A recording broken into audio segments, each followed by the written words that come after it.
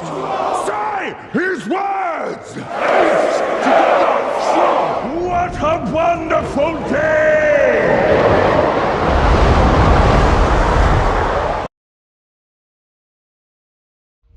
YouTube, I'm here to put you on some game, guys. This build's gonna focus on the Abeyant leaps. No more consecration spam. We are not locked to just consecration spam, I think. Either way, our build's gonna revolve around the Abeyant leaps. You don't know what these do. They improve your Dranger's Lash and they grant woven mail whenever you suspend. And that's what the main build revolves around. So now we're gonna lock down how we can take advantage of suspending targets and make suspension easier to proc. So we're gonna go over here. We're using Prismatic Titan, of course. And we're gonna go right over here, knock out Dranger's Lash. Main thing you have to know. Real quick, I will say Dranger's Lash works both with Thruster and with Barricade. If you're in higher end content, I recommend switching to Barricade. If you're in lower end content, I recommend Thruster. But Thruster still works pretty well. I'm saying more like in Grandmasters, definitely switch to the Barricade. It's a lot harder to get that stuff off. But using Thruster does make it an airborne suspend. So leave that as a B. Over here, Shackle Grenade, Thunderclap. So now we have a second way to suspend. So throw grenade, Thunderclap, Thruster, and hopefully by then have your Thunderclap back. Because we're going to be using some stuff like Melee Kickstart to get it back faster. So our melee is going to be doing a lot of damage. It's going to give us health regen. We're suspending, we're getting woven mail. And then we're going to use Faceted Protection, so when we're surrounded we take less damage. And when we're transcended we take even less damage. Faceted Purpose, and combine that with our Twilight Arsenal super. Every time we pick up an orb we're getting half a Void Overshield. Really strong. Only other thing I would recommend, instead of Twilight Arsenal, either Hammer's Soul or Glacial Quake.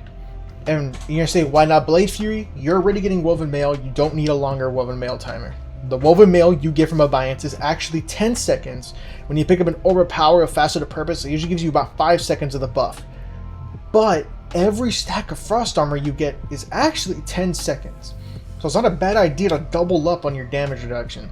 But I am going to have to admit with you, I think I prefer either Hammer's Soul or Twilight Arsenal. You either get the Void Overshield, which acts both as health and damage resist for a little bit, or Hammer's Soul.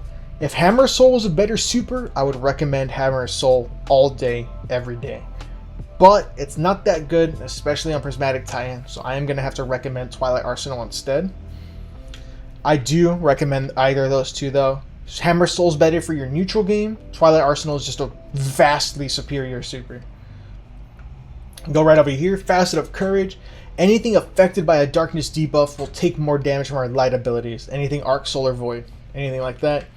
So every time we suspend, your basic Knockout Punch and your Thunderclap melee are going to be annihilating everything in front of you. And if you want to hit a boss really hard, you're going to throw the grenade or the thruster real quick, and then doom, doom, doom, all three axes. Boom, just create a big ass fucking explosion. Give you a lot of fucking damage. It's a lot. It's like 15% when you factor in the... Or no, sorry. I'm going to take that back. It's like 10% when you factor in Facet of Courage, and the axes are weakening themselves. So it's a lot. It's a lot of damage. Over here... Oh, come on. We have Facet of Balance. And what Balance is going to do... Repeated light damage kills will give you melee energy. Repeated darkness damage kills will give you grenade energy. Light is Arc Solar Void. Darkness is Stranded Stasis. And what that's going to do is, with our weapons and our abilities too, which both of them count, it's any source of light or dark damage, you're getting your abilities back. You're just getting funded. And then Facet of Hope, while you have any elemental buff, you get class ability energy more quickly. So enough said, you're getting your abilities super fast. Having both of them up is going to get you Transcendence extremely fast. So now we're going to go over here.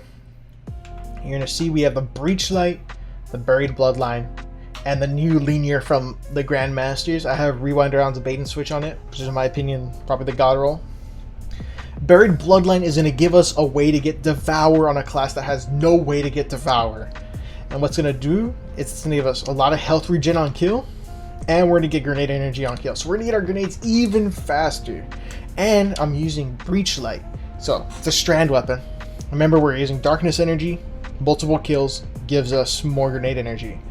And I have Pugilist on it. So this weapon actively has Demo and Pugilist on it at the same time, as long as I'm using my subclass right.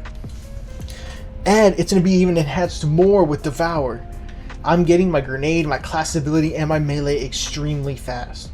And any melee kills are going to boost Breachlight like crazy, so any ads that are left over are going to get destroyed by Breachlight.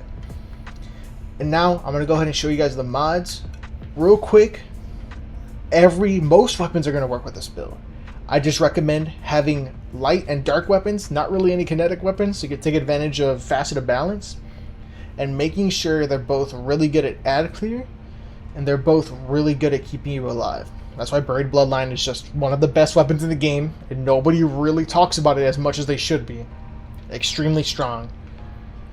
And its Catalyst, while you have Devour, makes it to where anything you hit becomes weakened. So again, back to the super combo. If you have Devour, shoot, weakens the enemy, suspend, and then throw your super, and your super is, I believe the axes have some sort of multiplier on top for weakened enemies, so they do a lot. But over here, we're going to go to our mods. On our helmet, we're going to have Harmonic Siphon, Special Ammo Finder, and Dynamo. What Dynamo is going to do gives us super energy when dodging near enemies. We're going to have Special Ammo Finder, giving us more special for Buried Bloodline. Harmonic Siphon makes it to where our Void weapons gives us Orbs of Power, so that means Buried Bloodline, as long as I'm getting rapid kills, will give me Orbs of Power. Over here, 2 heavy-handeds and a melee kickstart. Melee kickstart, it expends all my armor charges whenever I fully deplete my melee, which doesn't work with melees with multiple charges, by the way. But when you use that, it's gonna take out all your armor charges and give you a good chunk of energy back. And then the reason I run more than one heavy-handed. So anytime you run any of these mods like this, they have an internal cooldown. Heavy-handed and Firepower have a 10-second cooldown if you have one. If you have 2, it's 5 seconds. If you have 3, it's a 1-second cooldown. I don't think you're going to be getting thunderclaps like that, but Knockout will also proc heavy-handed. So you can honestly just full spec into it, and then on the boots really spec into getting your melee back with Orbs of Power, and I can see the trade-off, but to be honest, I think this is the best way to play it. Go over to the chest. We have Harmonic Resistance charged up, Concussive Dampener charged up to get our stacks a little bit higher to really crank out as much energy out of that kickstart as we can. Over here, Absolution, stacks on stacks, Recuperation. I'm picking up an orb. I'm getting not only 1 stack, but 2 stacks of charged with light, or just armor charges. You're gonna get Recuperation, giving you health back on orb. Absolution, giving you a bunch of energy back on orb for all my abilities. And then over here, we have Reaper, Outreach, Powerful Attraction. With all of this together, my class ability is going to make sure that my next kill after I proc it is going to give me an orb, which is probably going to happen because I'm suspending something near me. It's going to pull in all the orbs from around me with Powerful Attraction within like a 10-meter radius. I'm going to get melee energy, and then I'm going to throw out the Strand Knot. It's going to go hit somebody, suspend them, I'm going to kill them, creates a tangle, hit someone else, that's still building the darkness for me to give my grenade back. There's so much this build is doing. But the whole thing with the build, use your grenade, use your class ability, those are all primers for your melee. You never want to use your melee without those other 2. Of course, if you have to, use it, but that's the main loop. You set up with either your grenade, class ability, Thunderclap. And yeah, that's the whole build. You guys will see gameplay while that's going on, and I'll show you some gameplay after. Hope y'all enjoy.